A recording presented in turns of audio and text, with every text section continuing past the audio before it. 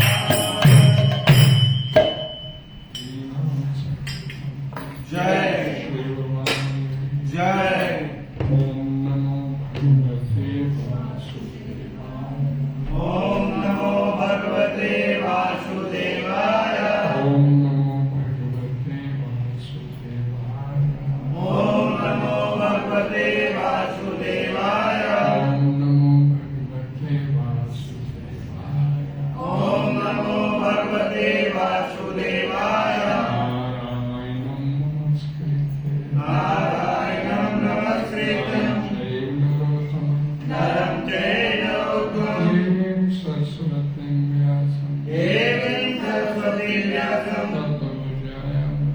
ततो जयामुदीरये नष्टप्रायेषु अभद्रेषु नष्टप्रायेषु अभद्रेषु नित्यं भागवत सेव्या नित्यं भागवत सेव्या भगवती उत्तम श्लोके भगवती उत्तम श्लोके भक्तिर्भवति नष्टके भक्ति नष्टके कृष्णाय वासुदेवाय कृष्णाय वासुदेवाय देवकी नंदनाय च देवकी नंदनाय च नंदगोपकुमाराय नंदगोपकुमाराय गोविन्दाय नमो नमः गोविंदाय नमो नमः सत्संग भागवतम स्कंद 2 अध्याय 4 श्लोक संख्या नंबर 16 2 4 16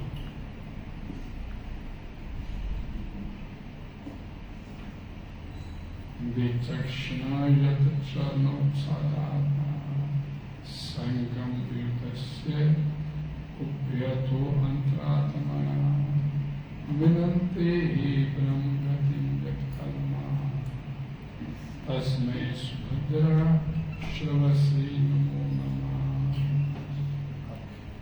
श्रद्धा विचक्षण अत्यंत बुद्धिमान यत जिसका चरण उपसाधन चरण कमलों में आत्मसमर्पण संगम आसक्ति वेदस्य पूर्णतः त्याग कर उभयत वर्तमान एवं भविष्य अंतरात्मना हृदय तथा आत्मा विनंती आगे प्रगति करता है ही निश्चय ब्रह्म गति आध्यात्मिक जगत की ओर गत कलमा बिना कठिनाई के तस्मै उसको सुभद्रा शुभ श्रवसे तो सुना गया हो उसे नमा मेरा नमस्कार नमा पुनो पुना। मैं सर्व मंगलमय भगवान श्री कृष्ण को बारंबार प्रणाम करता हूँ।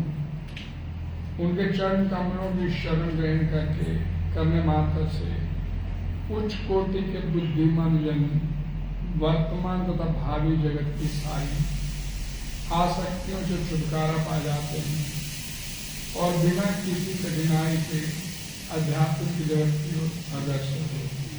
हरे कृष्णा मैं सर्व मंगलमय भगवान श्री कृष्ण को बारंबार प्रणाम करता हूँ। उनके चरण कमलों की शरण ग्रहण कर मात्र से उच्च कोटि के बुद्धिमान जन वर्तमान तथा भावी जगत की सारी आसक्तियों से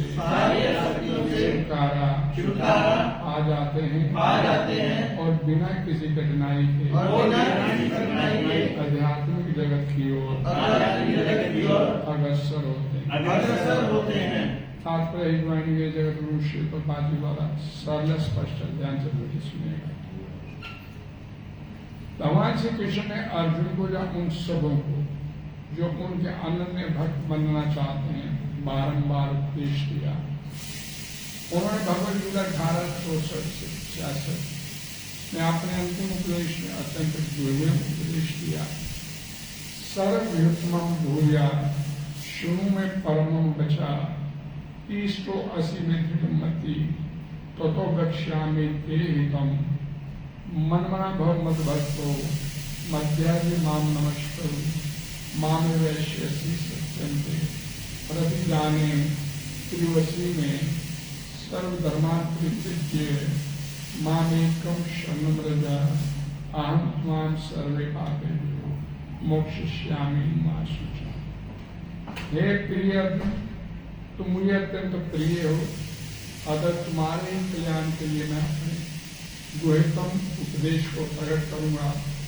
वह इस तरह है, तुम मेरे शुद्ध भक्त बन जाओ, मुझे आत्म समर्पण करो, मैं तुम्हें पूर्ण आध्यात्मिक जीवन का वचन देता हूँ, जिससे तुम मेरी दिव्य प्रेमा भक्ति का नित्य अधिकार प्राप्त कर सको।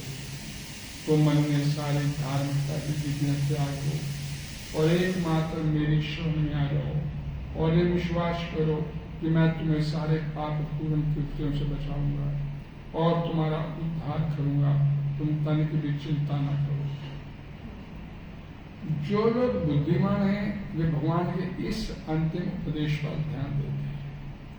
आध्यात्मिक अनुभूति गुह्यम ज्ञान कहलाती है और आत्म ज्ञान इस दिशा में पहला कदम है। इसके बाद का कदम ईश साक्षात्कार है, जो गुह्यतर ज्ञान कहलाता है। भगवत गीता के ज्ञान की चरम परिणति ईश साक्षात्कार है और जब कोई इस अवस्था को प्राप्त कर लेता है तो वह स्वेच्छा से भगवान का भक्त बनकर उनकी दिव्य प्रेमा भक्ति करने लगता है।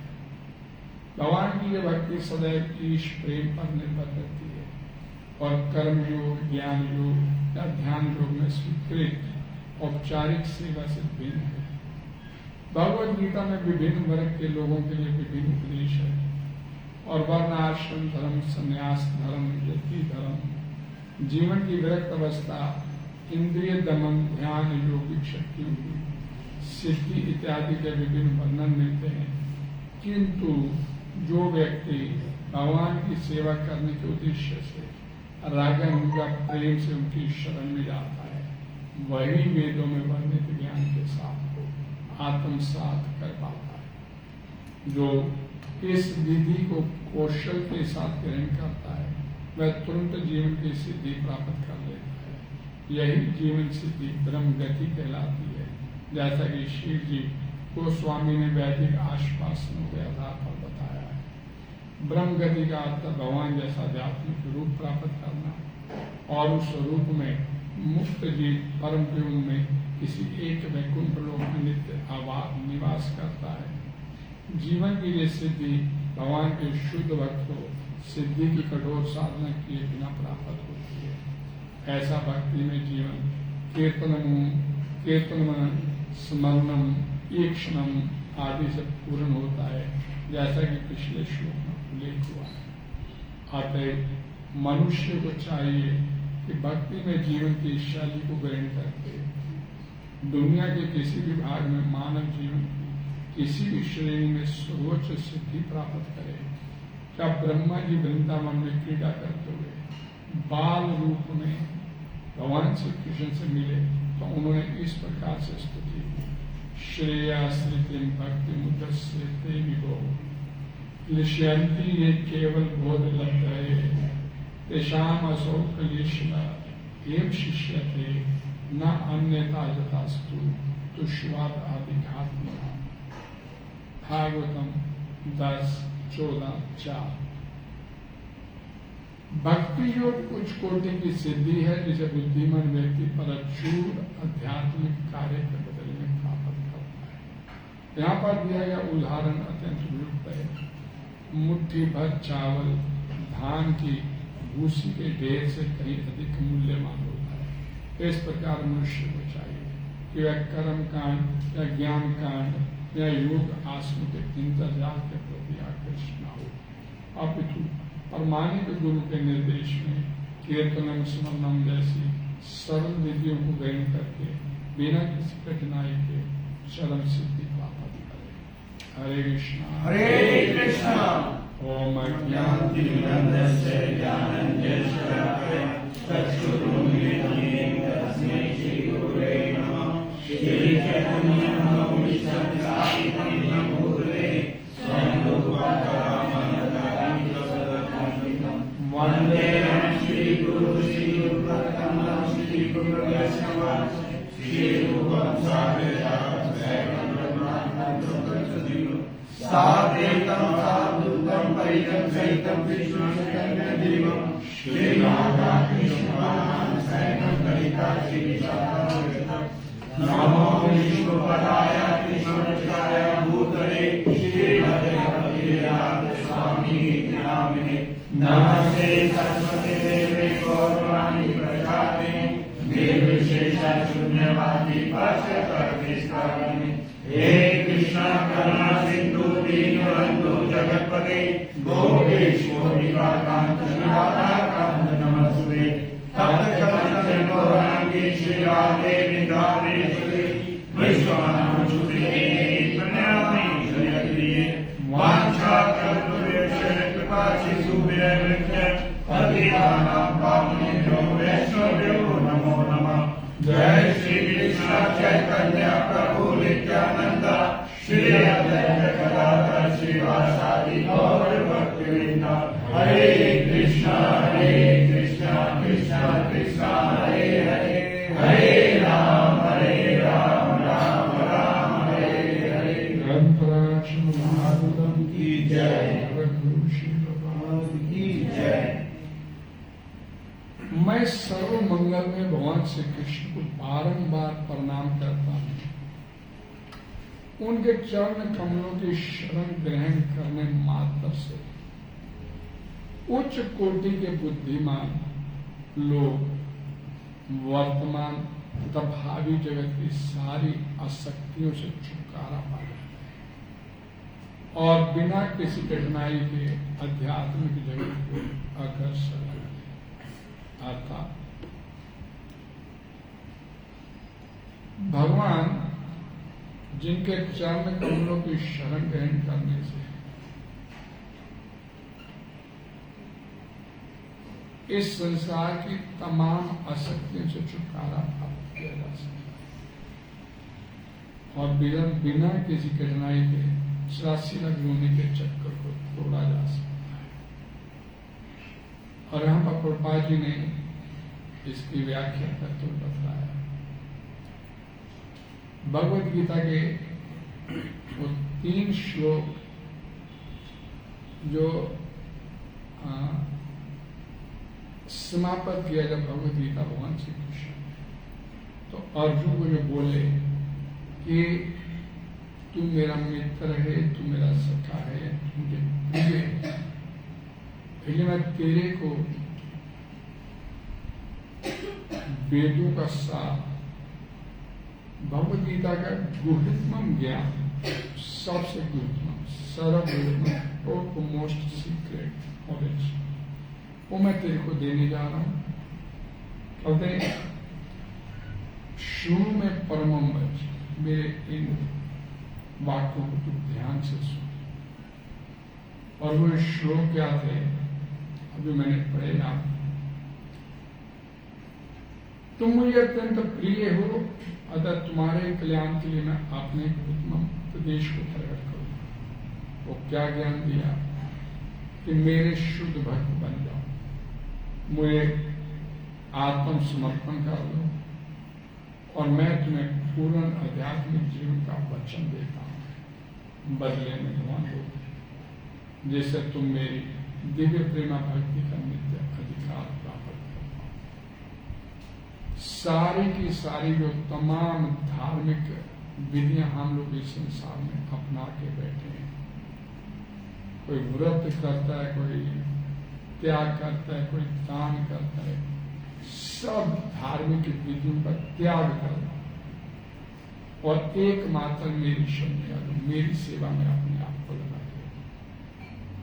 और उसके बदले में मैं क्या करूंगा, मैं तुम्हें तुम्हारे जितने भी जन्म जन्मांतरों के पाप हैं मैं मोक्षयिष्यामि, मैं माफ करूंगा और तुम्हारे को 84 लाख योनि के चक्कर से निकाल के दे दूंगा। मां शुचा तनिक भी चिंता मत करना।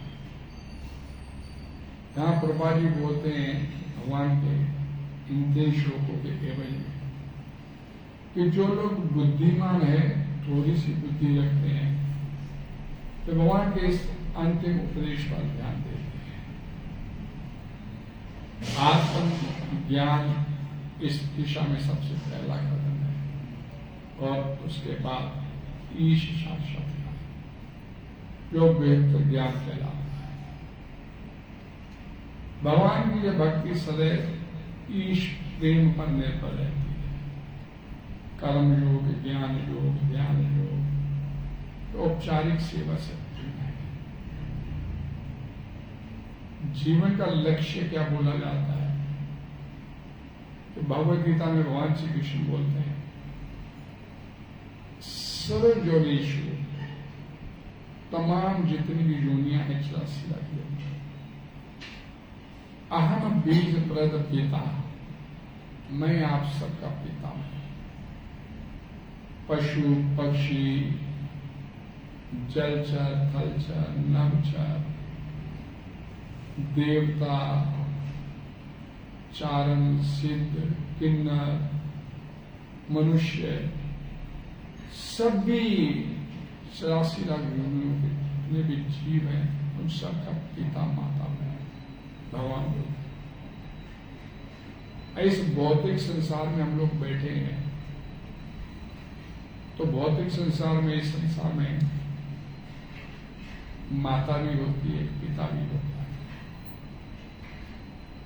और जो संतान होती है जब तक वो इस सांसारिक माया से ग्रस्त नहीं होती तब तक उसके मन में अपने माता पिता के लिए विशेष प्रेम होता है। अतः जब बालपन में बच्चा होता है तो माता गुस्से में थप्पड़ भी मार देती है तो भी रोता चिल्लाता अपनी माता की गोद में ही जाना चाहता है। थप्पड़ भी मारती है लेकिन रोता चिल्लाता फिर उसी की गोद में ही जाना चाहता है। हरे कृष्ण बोलो, उसी की गोद में जाना चाहता है मार खाने के बाद, क्योंकि उसे मालूम है कि ये मेरी माता मेरे को आज मार रही है, मेरे से प्रेम भी ये माता का, उसे दुलारती है, पुचकारती है, खिलाती है, पिलाती है, सब प्रकार की उसकी सेवा भी करती है। एक स्वाभाविक एक संतान के मन में और माता पिता के मन में संतान के प्रति स्वाभाविक प्रेम होता है, आर्टिफिशियल नहीं होता ये। और वो प्रेम जैसे जैसे जीवात्मा संतान बच्चे से बड़ा होता चला जाता है वो प्रेम धीरे धीरे उसका खत्म होता चला, फिर संसार में और जितनी संसार में प्रेम बढ़ता है। लेकिन जब तक वो माता पिता की शरण में होता है बालक, उस बालक को ये चिंता नहीं होती कि मेरे को भूख लगेगी तो मेरे को खाना कहां से मिलेगा। पता होता है कि माता ने पिता मेरे को खिलाया। कपड़े गंदे हो गए तो उसे बोलना नहीं पड़ता, माता अपने आप उसके वस्त्र गंदे देख के बच्चे का अपना बदल देती। अर्थात जो भी उसकी बेसिक रिक्वायरमेंट्स होती है, जो भी जरूरत होती है, वो माता पिता उसकी पूरी करते हैं। उसे कुछ मांगना नहीं पड़ता, वो माता पिता उसकी पूरी करते हैं। क्योंकि बालक जो होता है अबोध अवस्था में होता है, उसे मालूम नहीं होता मैं लिख रहा हूं तो मेरे कपड़े मैले हो रहे हैं, लेकिन जैसे जैसे बड़े होते तो अपने आप को ज्ञान होता चला जाता। लेकिन अबोध अवस्था में वो पूरी तरह से भगवान के ऊपर, अपने माता पिता के ऊपर आश्रित हो।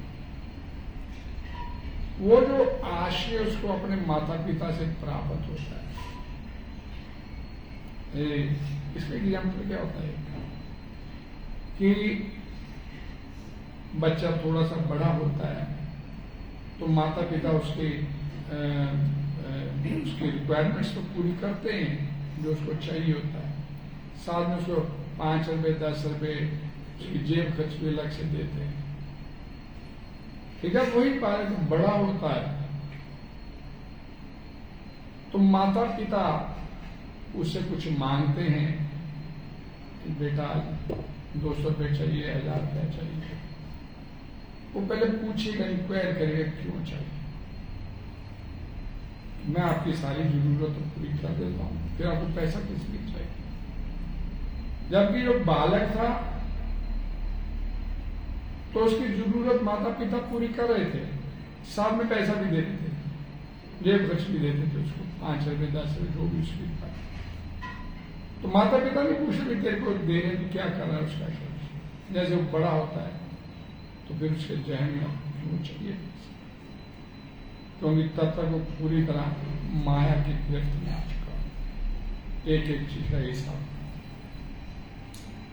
और क्योंकि प्रेम जो उसका माता पिता के प्रति उस बालक का अबोध अवस्था में था, वो जैसे जैसे बड़ा होता चला गया, वो प्रेम उस माता उस पिता के प्रति घटता चला। और वो प्रेम और संसार में भाई भी है, बहन भी है, फिर पत्नी आ जाती है, और अपनी संतान में प्रेम घटता चला। वो भूल जाता है कि इस माता पिता, जब मैं अबोध अवस्था में था तो मेरी माता पिता ने सब कुछ मुझे दिया, जब उसकी करने की बारी आई तो माया की गिरफ्त में होता है, तो 100 तरह के सवाल करता है। यानी कि यहां पर क्या बोला गया, अबोध बालक की तरह उसकी शरण में जाना, कोई किंतु परंतु नहीं, कोई सवाल नहीं उससे।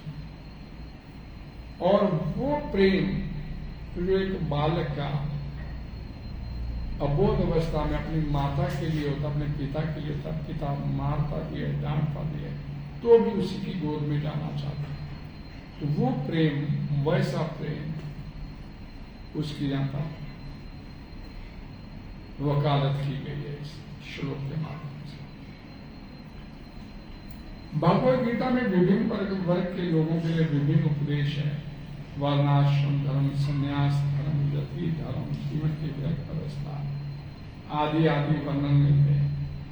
किंतु जो व्यक्ति भगवान की सेवा करने के उद्देश्य से रागानुगा प्रेम से उनकी शरण में जाता है, वही वेदों में वर्णित ज्ञान के साथ प्राप्त होता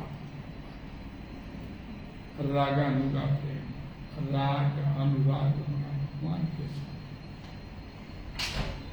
मैं पहले भी कई बार बताया कि प्रेम हृदय में है, उस भगवान के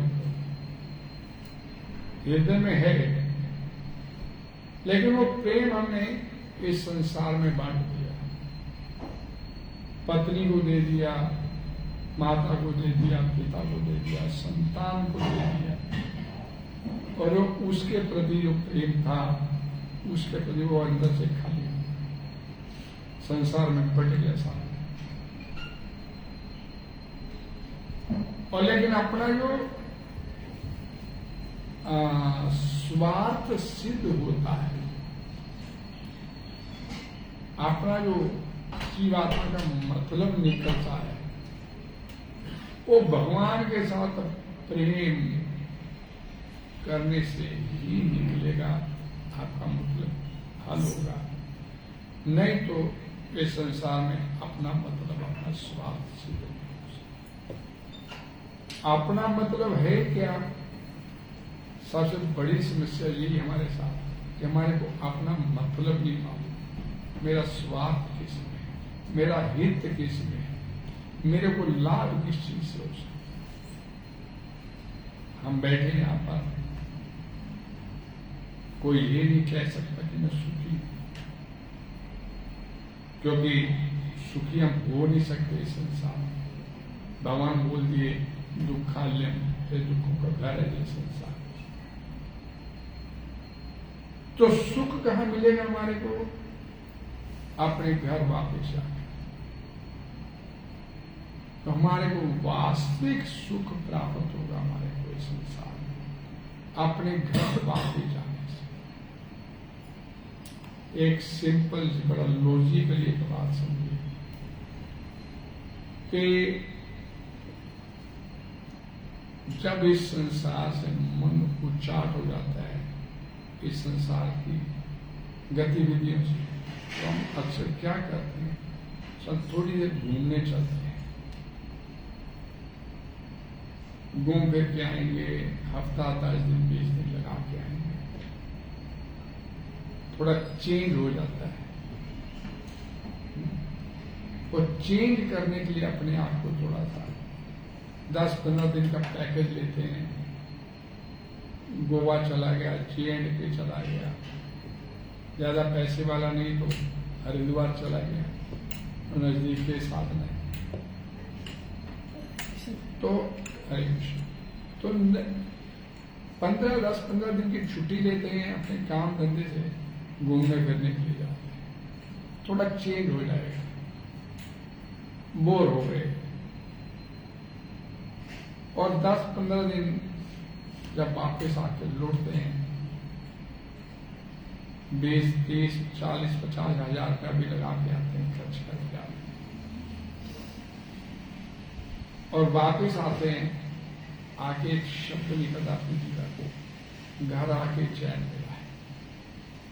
15-20 दिन लगाए, घूम फिर के आए, फिर बोलते घर आके चैन मिला है। घर आके भी चैन मिला नहीं, बोला ऐसा घर आके, तो फिर 6 महीने बाद, फिर साल बाद, फिर उठे के चले यार घूम के आए, फिर आगे बोले घर आके चैन। चैन इस संसार में नहीं है। अल्टीमेट चैन जो है, अल्टीमेट जो शांति है, वो हमारे को अपने घर वापस जाने में, बैक टू गॉड है। मरने के बाद बोलते हैं भगवान इस आत्मा को अपने धाम वापस बुला लेना, इसे दोबारा जन्म मृत्यु के चक्कर में निकाल, ऐसा बोलते हैं। पंडित बोलता है कि अगले दिन इसे अपने दोबारा इसे जन्म मृत्यु के चक्कर में नहीं डालना, इसे घर वापस अपने धाम वापस निकाल दे, चला योनि के चक्कर निकाल के ले जाओ। अल्टीमेट जो चैन है, अल्टीमेट जो शांति है, वो अपने घर भगवान के धाम वापस जाने वाले ही प्राप्त हो। यहां कितना मर्जी बोल दे चैन मिला घर आके, ये यहां भी चैन नहीं, चैन हो ही नहीं सकता इस संसार।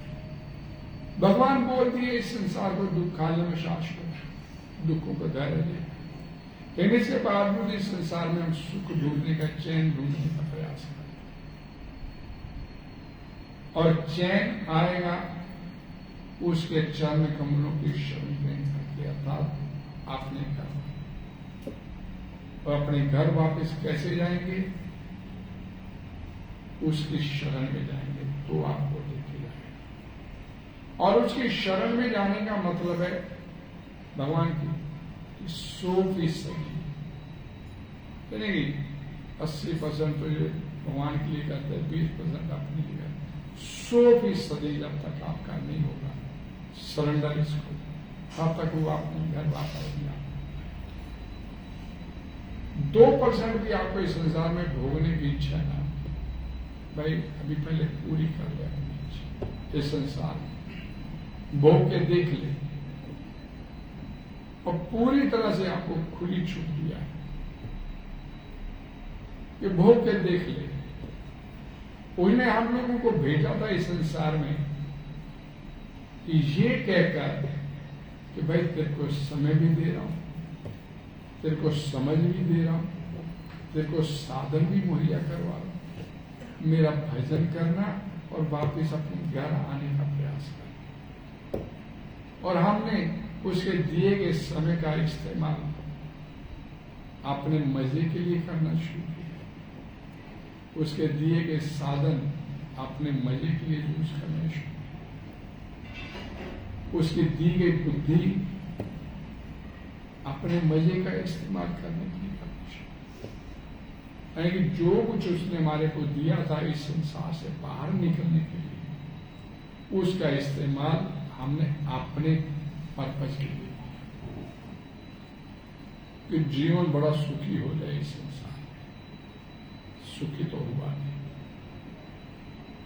क्या बोलते हैं, ऐसा कोई व्यक्ति नहीं इस संसार में जो ये कह दे कि भगवान ने मेरे को भजन करने के लिए भेजा तो था, यहां आके फिर उसने मेरे को चेताया नहीं,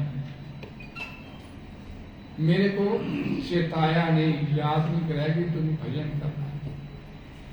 कोई व्यक्ति ये नहीं कह सकता कि उसके जीवन में कभी कोई संत महात्मा या कोई नहीं आया जिसने उसको ये याद नहीं दिलाया हो भाई तेरे को भजन करना है। यानी कि भगवान की तरफ से कोई दोष नहीं है,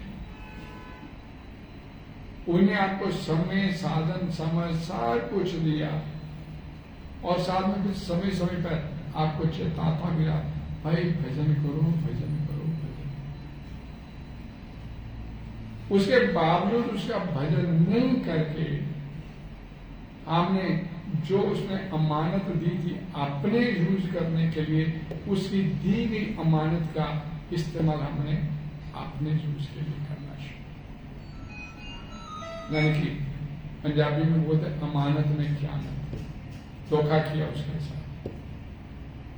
और उसने अमानत दी थी सारी चीजों की कि हमारे कल्याण के लिए, आपका कल्याण, निकल आओगे संसारिक चक्कर से, मैं ले जाऊंगा अपनी मेहरबानी से, क्यों सड़ मर रहे हो संसार।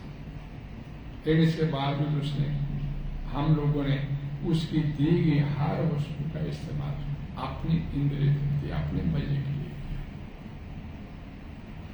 और बार बार किसी न किसी के माध्यम से वो चेताता भी रहा, भाई भजन कर लो, भजन।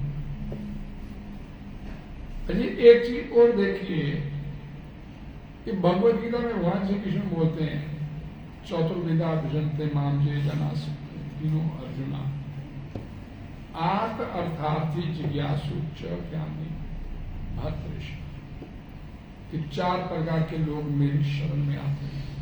तो अभी सबसे पहला बोला गया आर्त, जिसके जीवन में दुख आता है,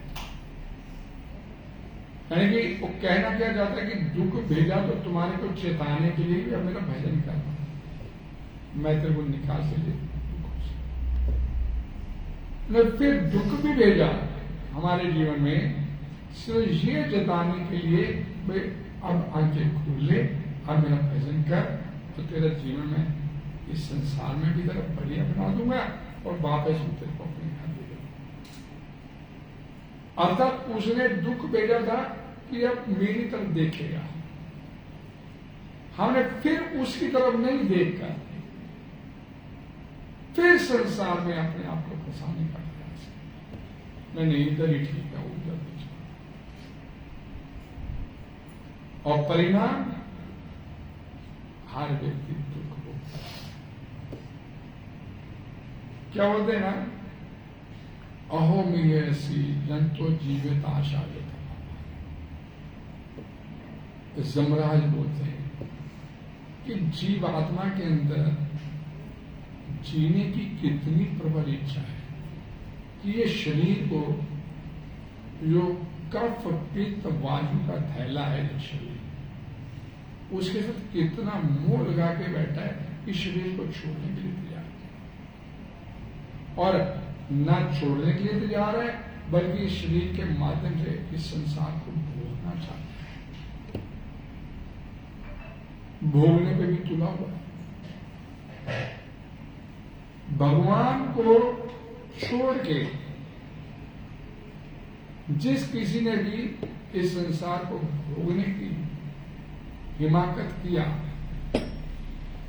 चाहे वो रावण था, चाहे वो हिरण्यकशिपु जैसा बड़ा बड़ा असुर हो, सबका क्या हाल हुआ, ये सब हो गया।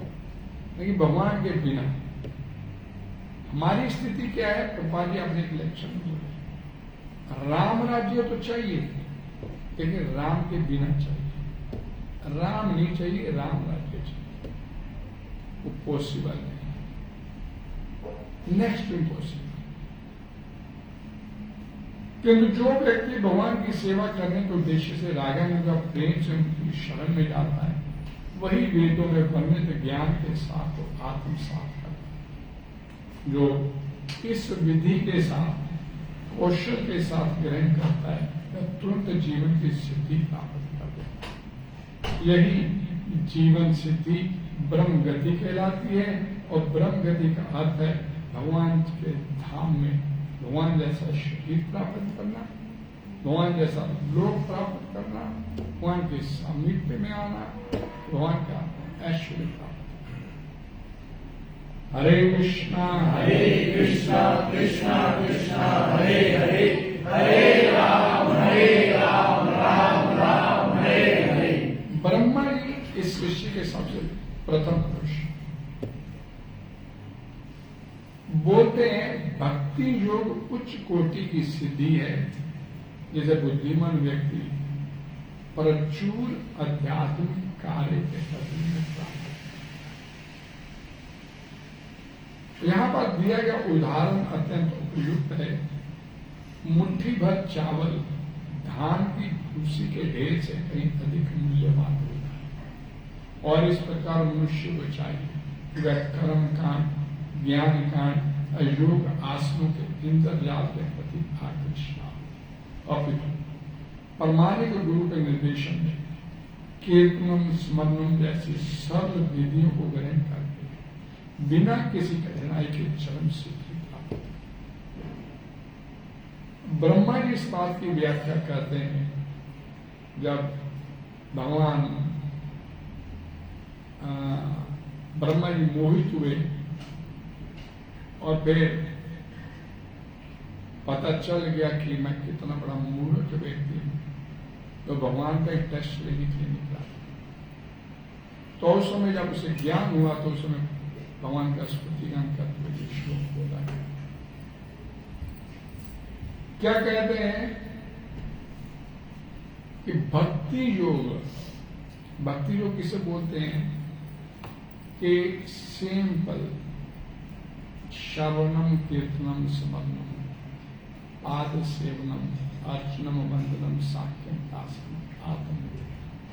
9 प्रकार की विधियां हैं भक्ति योग में, जिसमें किसी एक विधि द्वारा सभी विधियों के माध्यम से आप भगवत प्रेम अपने अंदर पैदा कर सकते।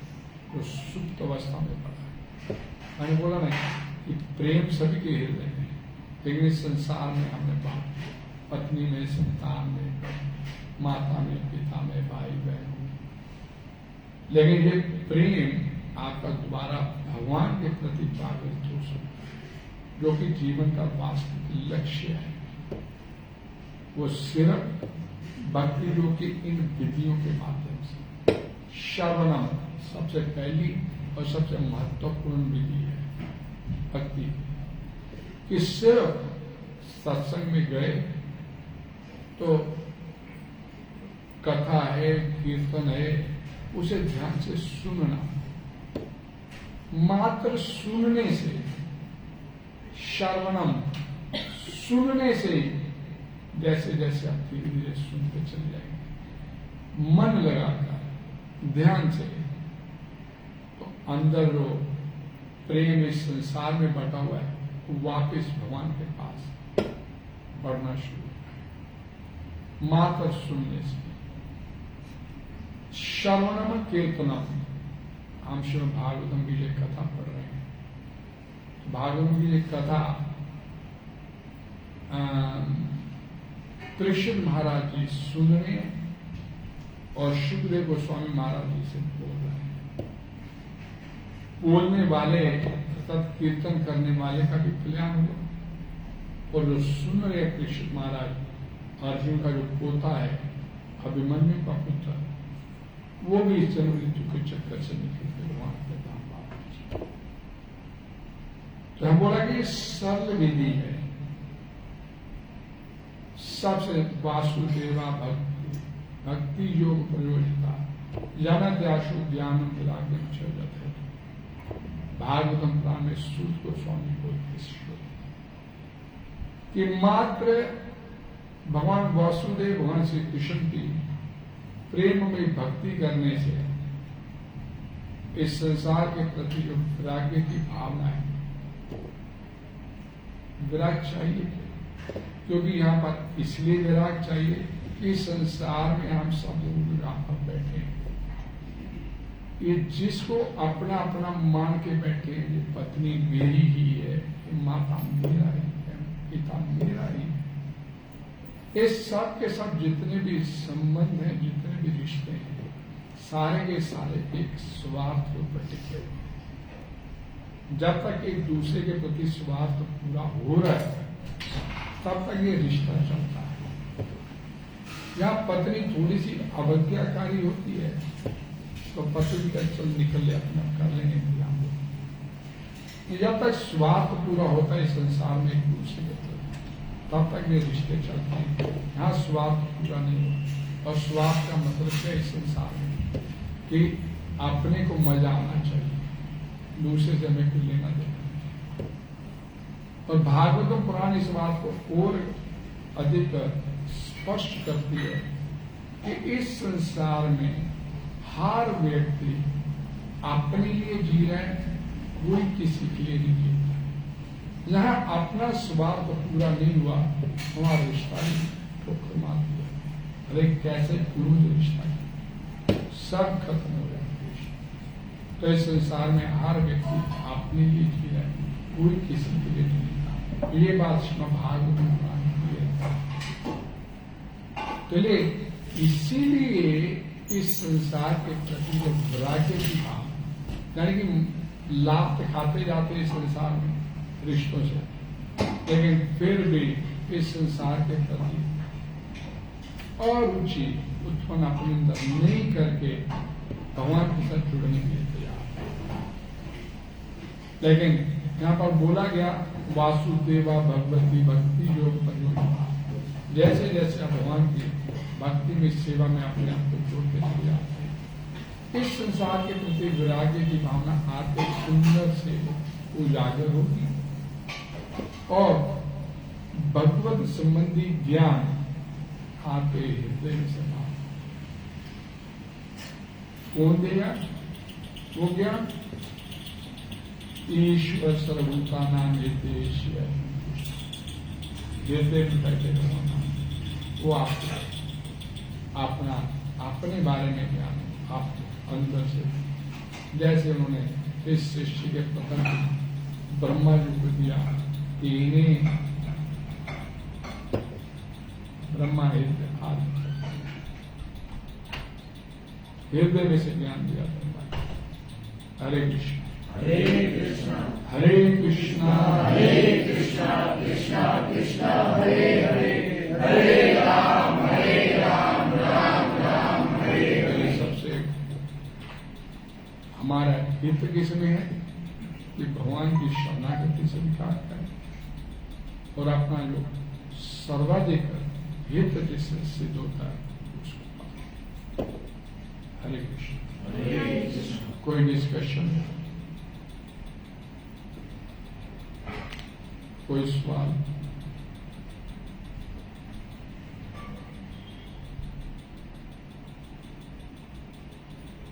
ऑनलाइन कोई सवाल?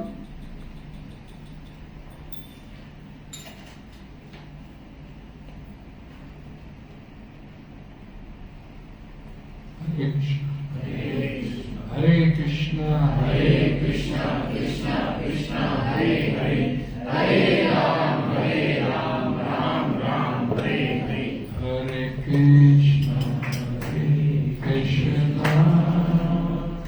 कृष्णा कृष्णा हरे हरे राम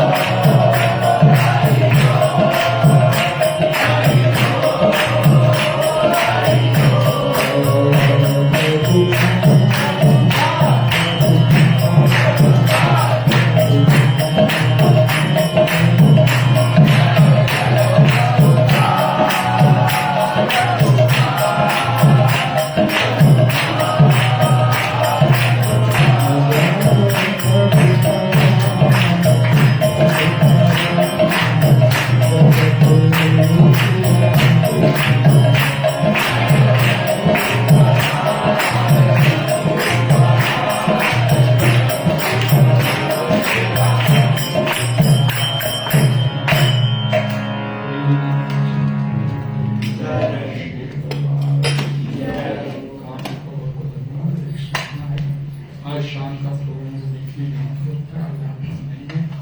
आज ये प्रोग्राम मोहाली में है।